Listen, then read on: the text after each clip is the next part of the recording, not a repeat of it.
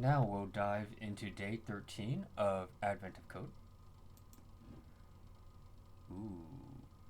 Day 13, Transparent Origami. You reach another volcanically active part of the cave, and it would be nice if you could do some kind of thermal imaging so you could tell ahead of time which caves are too hot to safely enter. Fortunately, the submarine seems to be equipped with a thermal camera.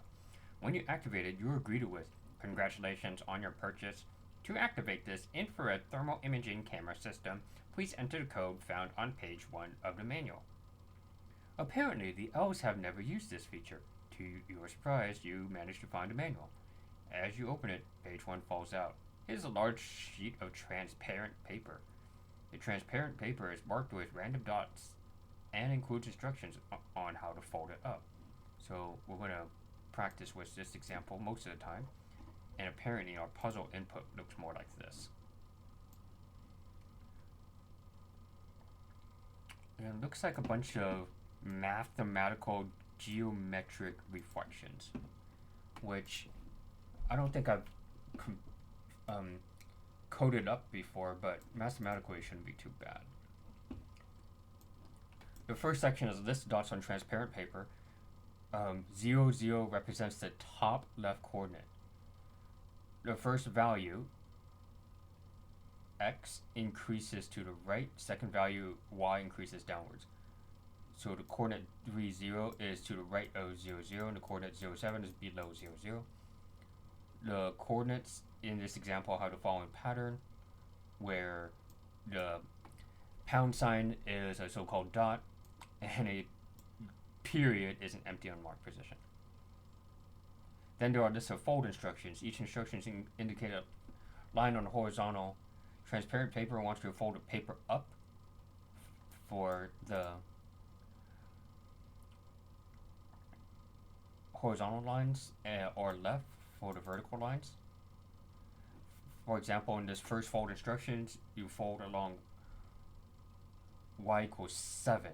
So now here's where the fold is, and I believe we're going to move these quote-unquote dots that are below the fold. Because this is a horizontal line, fold the bottom half up. Some of the dots might end up overlapping each other after the fold is complete, but the dots will never appear exactly on a fold line.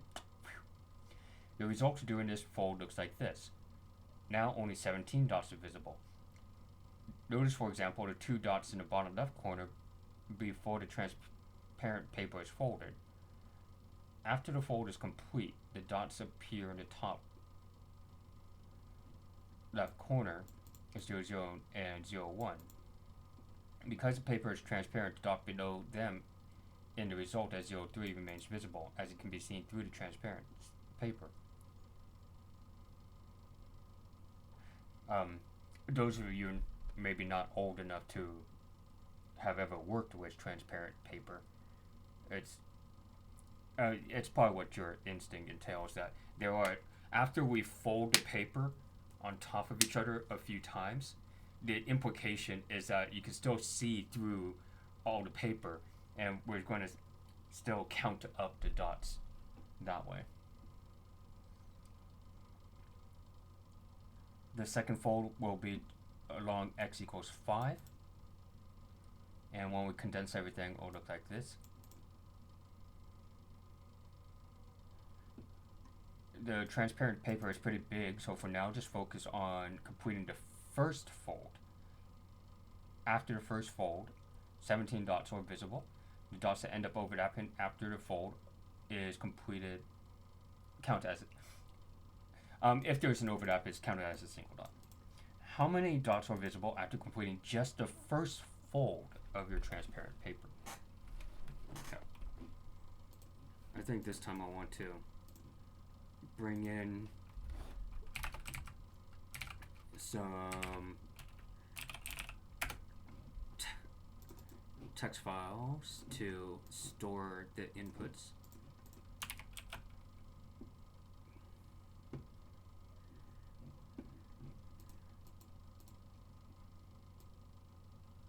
I think I want to only store the dots.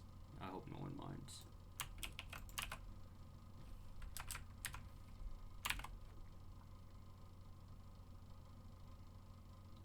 One thing to consider is that x and y are as usual, x going horizontally, y going vertically.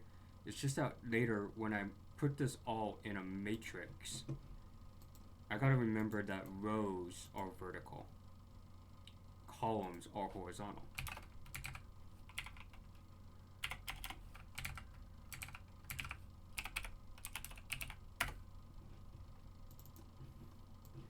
That's tripped me up in the past. Also, I'm using the R programming language. And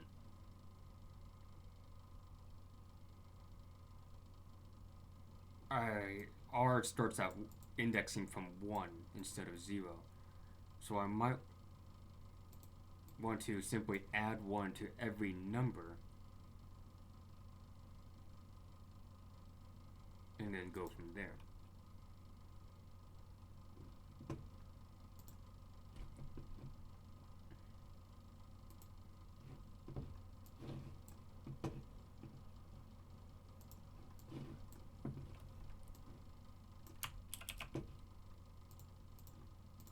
So we are in day 13.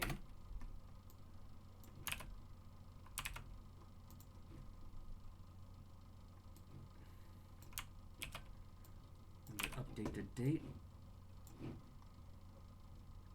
and the instructions as usual.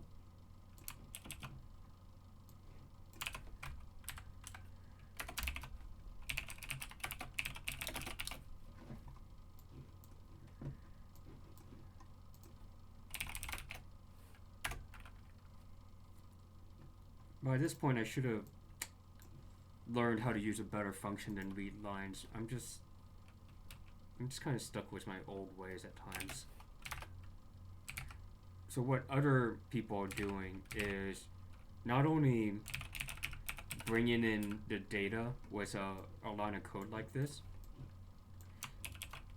but say, for instance, we are working with these numbers here, where it's x comma y. So they're automatically splitting each line and calling those numbers x and y respectively. I just, out of an old habit, I'm doing this step by step.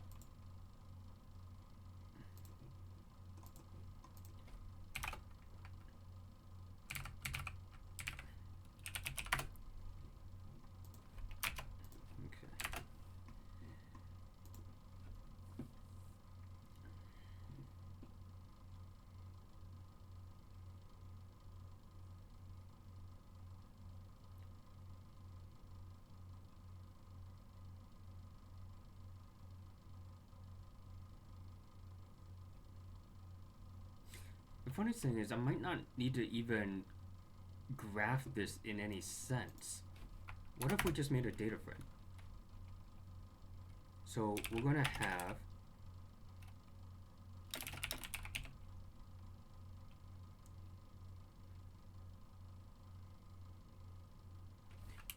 we're going to need to know how many coordinates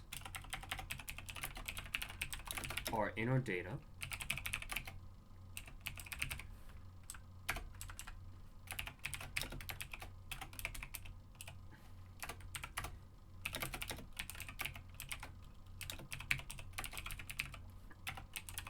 Now, in the past, I've done this in multiple lines of code. I'd first make a vector of x's, a vector of y's, at least make the space for them, and then make the data frame. I'm going to be slightly more efficient space-wise by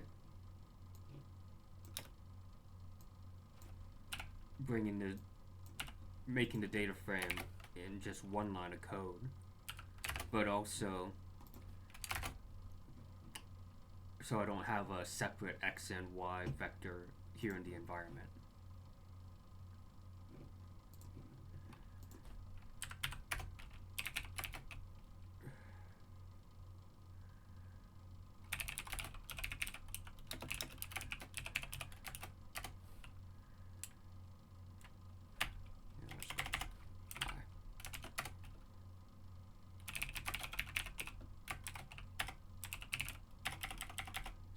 to split the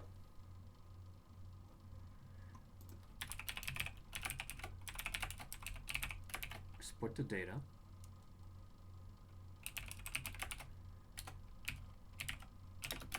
according to, or split it at the comma, and these are going to be integers, and then dfxi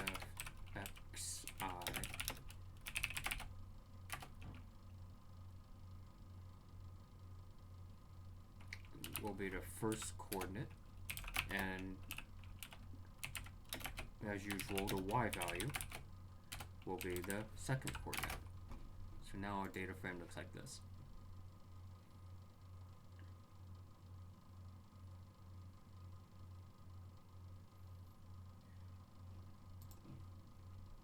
So now the first fold said in the example, I should make sure I have that first fold in the example, said that we're going to fold along y equals 7.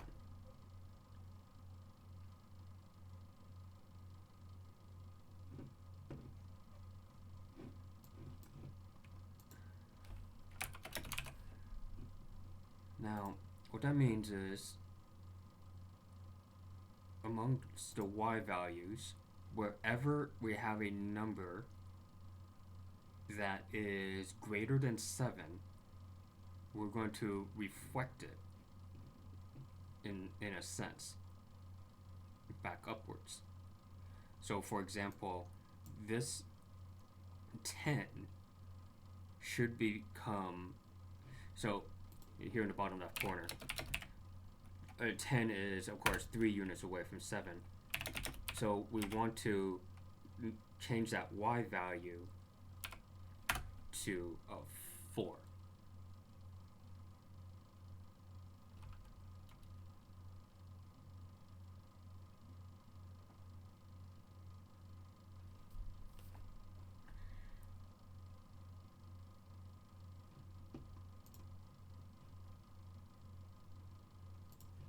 So how do I want to do this?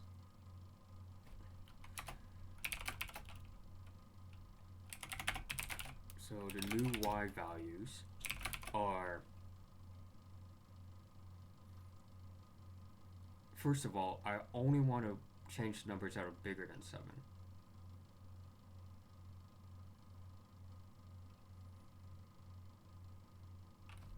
So I want the y values where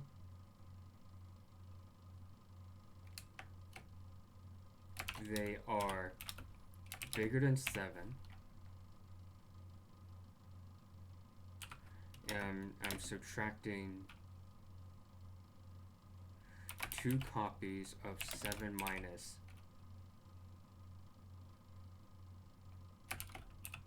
that vector. Is that right? So that the new y values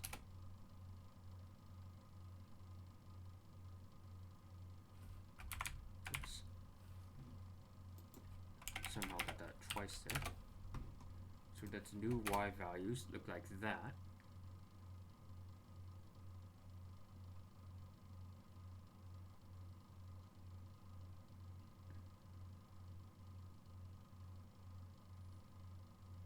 No, I did not want the numbers to be bigger than 14. Yeah.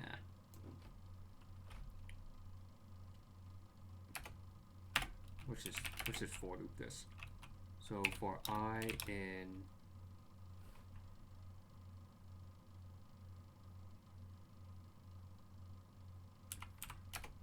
what's the number of coordinates, or it's from the original data. I have a hunch in part 2 I'm going to need to update this.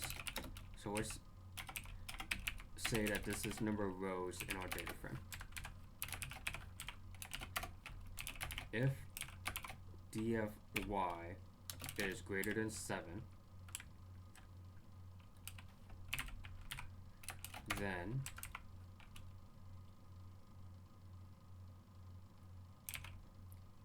we replace that value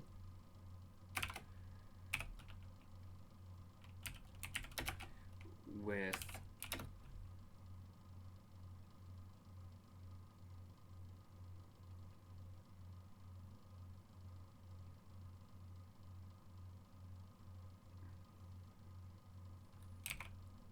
that value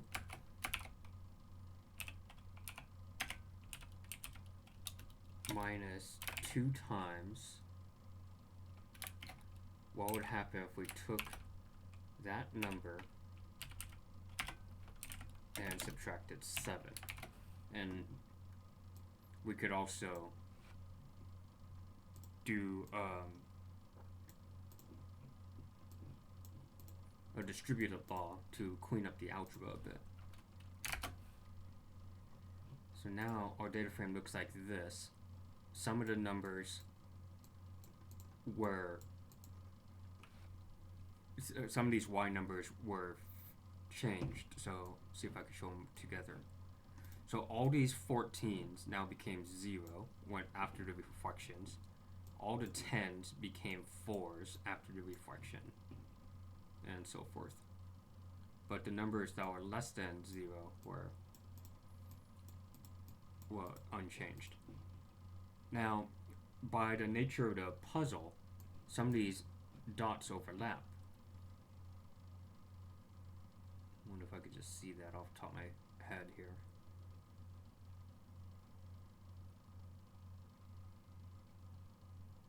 Or did they say it?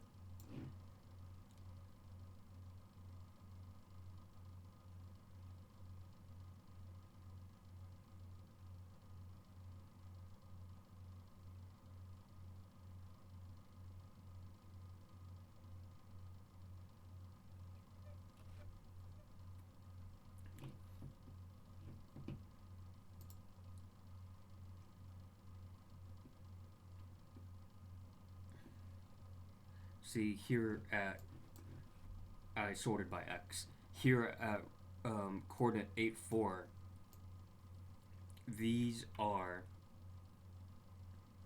the same now at the same coordinate. We're counting that as one dot. So what we need in the code is then to consolidate.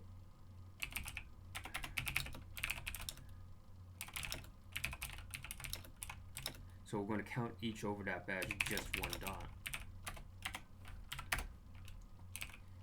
And I'm going to use the tidyverse after all.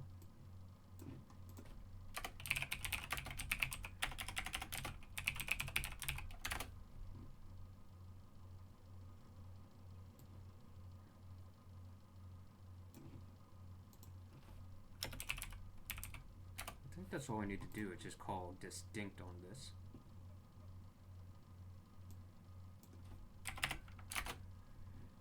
And then finally,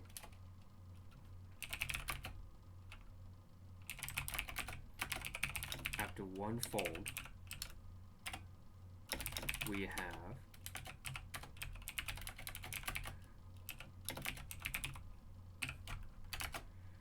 after one fold we have 17 dots.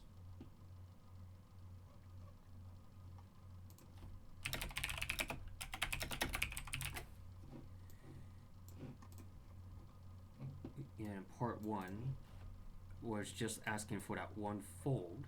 So let me now run this on the real puzzle input. And I need to change this. The first fold in my puzzle input was along x equals 655.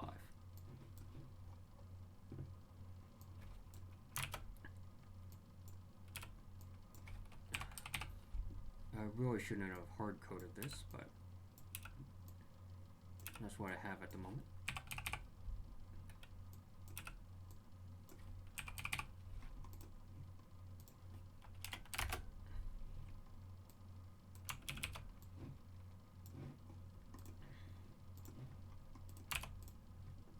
got the right answer.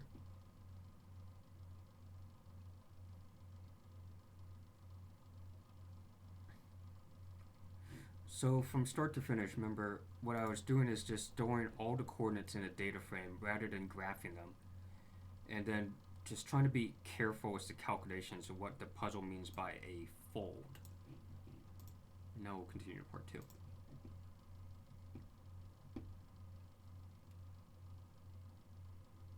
The manual, finish folding transparent paper according to instructions. The manual says the code is always 8 capital letters. I might have to graph this after all. What code do you use to activate the thermal imaging camera system? Okay.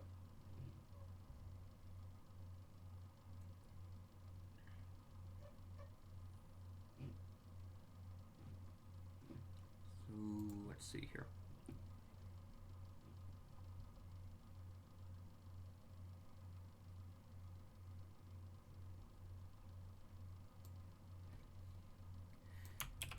See, I could try to write a program to handle all the folds, but 1, 2, 3, 4, 5, 6, 7, 8, 9, 10, 11, 12. It might be faster for me just to copy and paste my code for the folds and do it that way.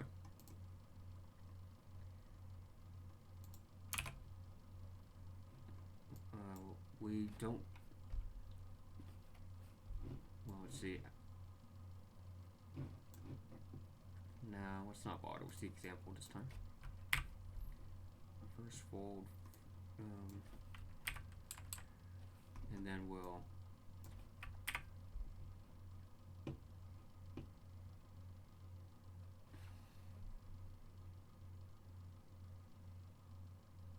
what I'm wondering is, should I consolidate between each fold?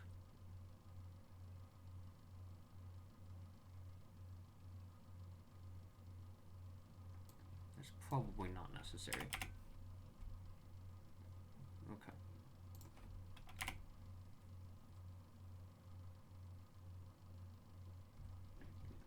So let's get to work.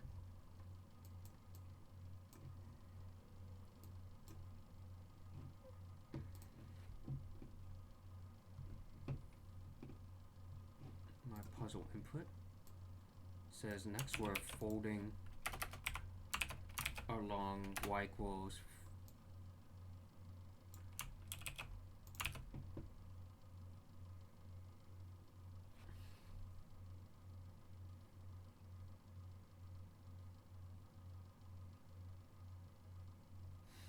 funny thing is I never have to this data set is not all that large, so I never have to consolidate the data. What we're doing at the end of all this is actually want to graph it, so it's not too bad.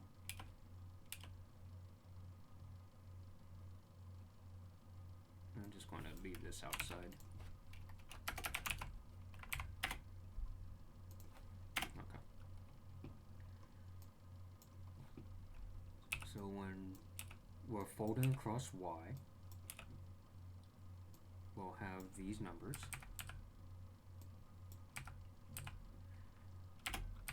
The people who are watching on the YouTube are wise enough to know that they could just skip ahead in the video.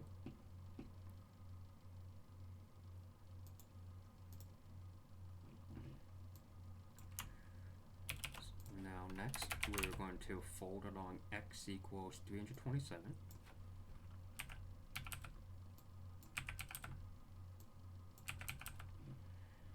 Next, we're going to fold along y equals 223. It would stink if I got a typo in all this. Next, we're going to fold along, looks like the folding direction alternates. 163.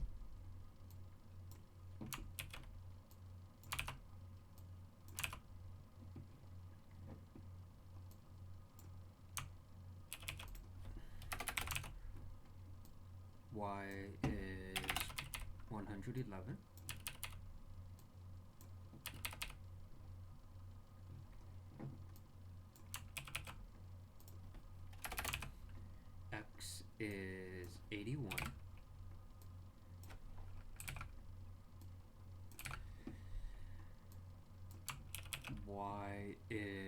55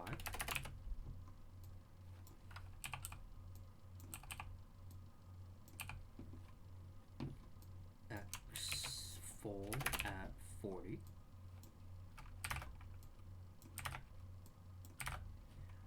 y fold at 27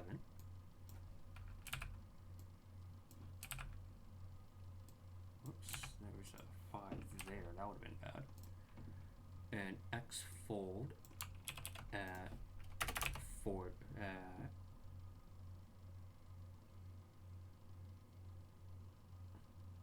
whoa, where am I? Just being careful here. We had y equals 111, x equals 81, y 55, x 40, y 27. I was just surprised that it's not folding along x. Y 27. Now this is y 13. Y 6. And that should be it. We're going to have this, and then finally what I'm going to do is plot the figure. In R, we usually use what's called ggplot, grammar graphics.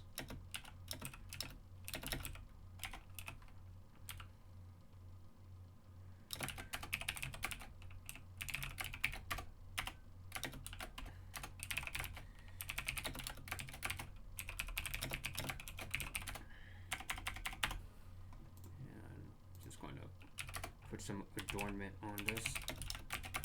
We are in day 13, which was called, what was it called again, folks? It was called Transparent Origami.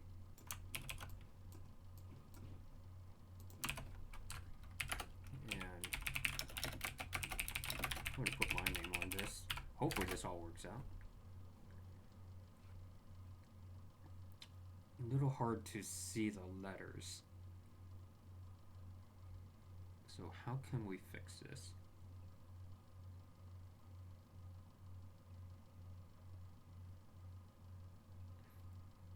So for example, the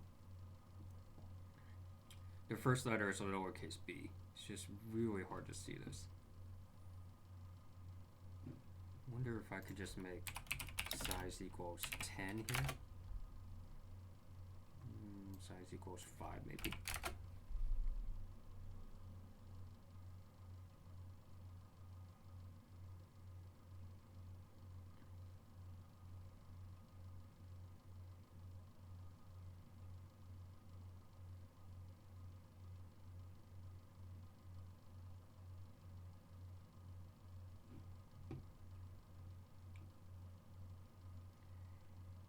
I'm looking at letters B, E,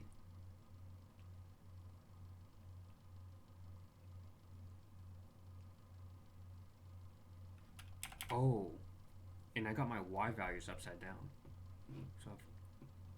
So that's something as well. ggplot flip Y coordinates.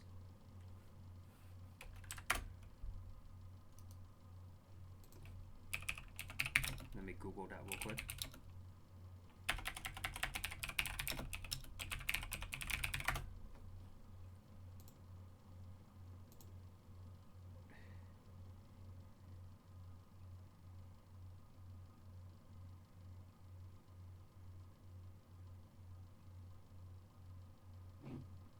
I think that's here. Scale Y discrete limits equals reverse. Is that right? I don't think that's right. Is that right?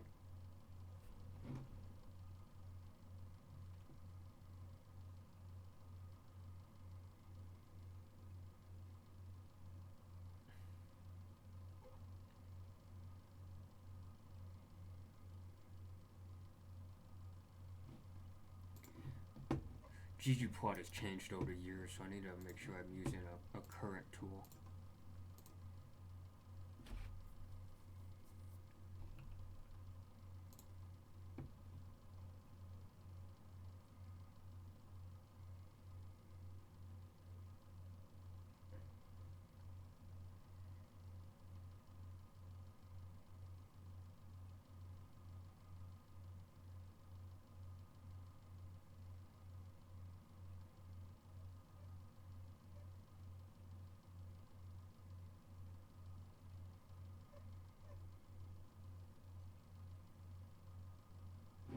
this before. They want me to go in and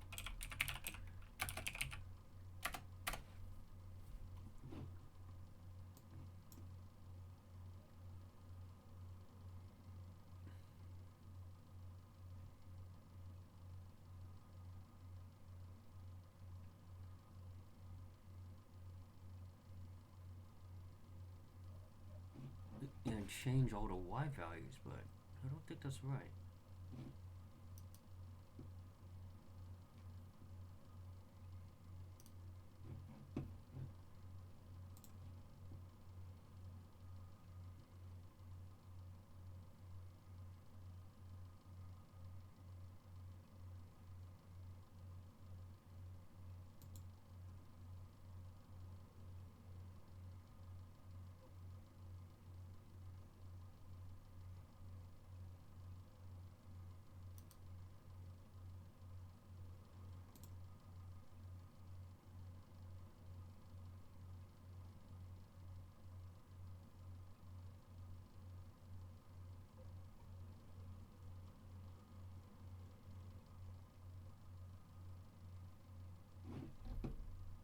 Yeah, it's just scale y reverse, wasn't it?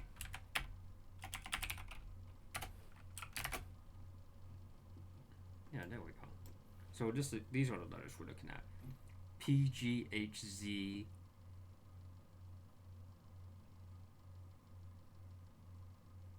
B, F, J, C. Is that right? Probably a better way to look at that. Let me see if these are the letters. 8 capital letters. P, G, H, Z, B, F, J, C. And look at that. We got it. And in a pretty fast time, at least for me. Alright, folks, I guess we live on and, well,